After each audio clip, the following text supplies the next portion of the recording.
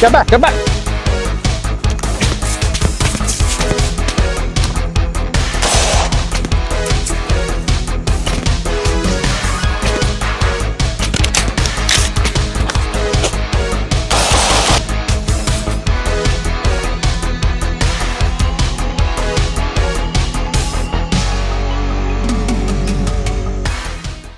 If you're not fit and prepared for tropical environments, you will die. Yes, this is one of the most demanding climates out there, so hopefully this video will give you a couple pointers on how to dominate this AO.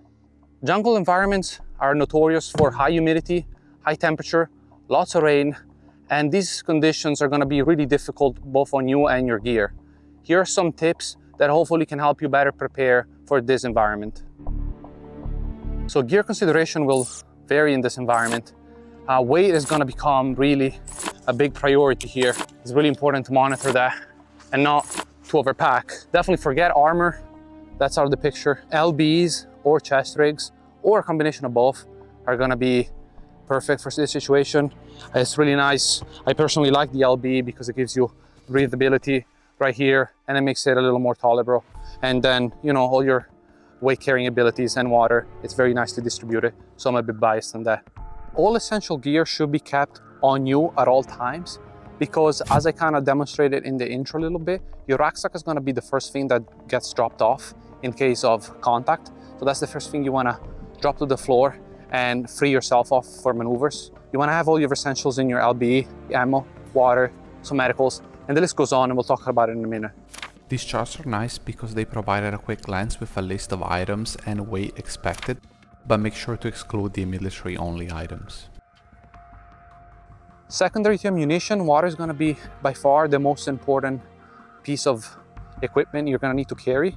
You're going to need to plan on how much you want to consume, but the general takeaway here is that in a situation like this, especially when the humidity is high, you're going to require a lot more water than you think you might need, so plan accordingly. In addition, you might want to consider carrying some water treatments, solutions for emergency in case of you run out of your potable water source. Old water.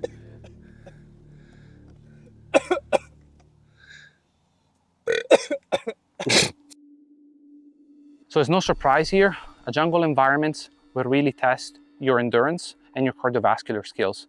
We can see it here around us. This is a very steep environment. So if you're not prepared, you're really gonna have a bad time.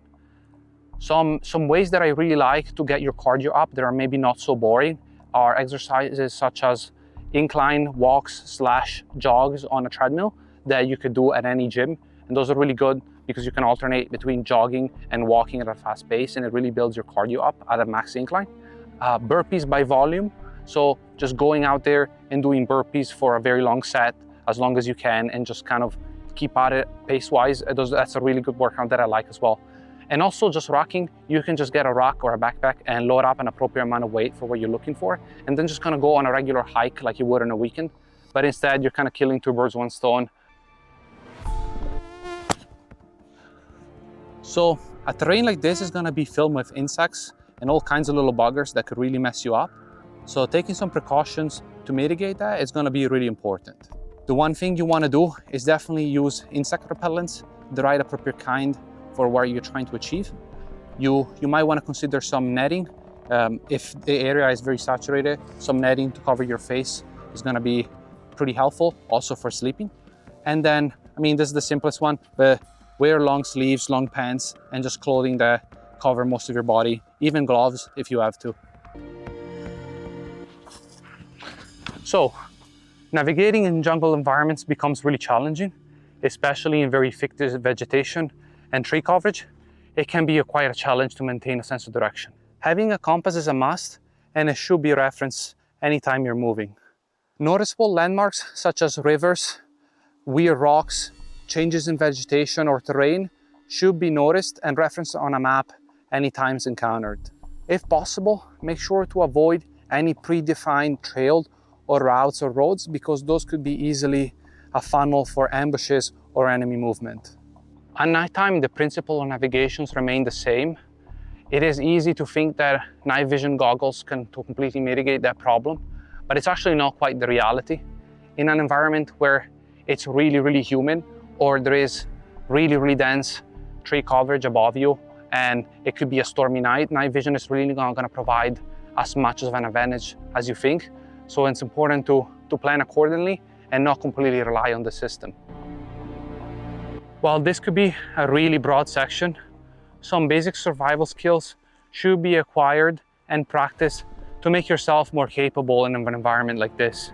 While completely underrated, knowing some basic knots could really go a long way.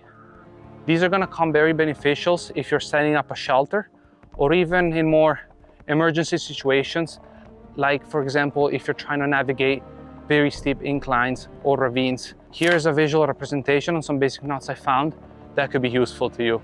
Some other useful skills to consider if you haven't done so are things such as generating a fire using natural resources, gathering food and water in an emergency situation, making a shelter using improvised materials, and some basic first aid in case you need it.